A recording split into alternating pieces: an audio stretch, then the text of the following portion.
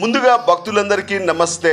మీరిక్కడ చూస్తున్న దేవాలయం మన చిత్తూరు ప్రసాద్ నగర్ నందు వెలసిన శ్రీ హరిద్ర వారాహి దేవాలయము.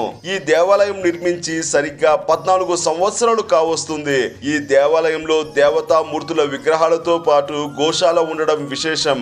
అదే విధంగా ఈ దేవాలయంలో కళ్యాణ నవగ్రహ దేవతలు దంపత సమేతంగా దర్శనమివ్వడం, దర్శించుకోవడం పుణ్యం.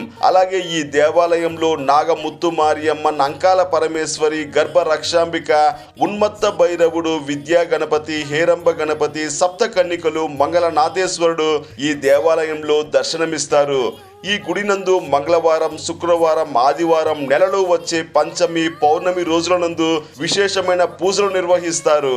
అలాగే ప్రతిరోజు సాయంత్రం విశేషమైన హారతులు ఉంటాయి. వారాహి అమ్మవారు సూర్యోదయం నుంచి సూర్య అస్తమయం వరకు నిద్రిస్తూ ఉంటారు.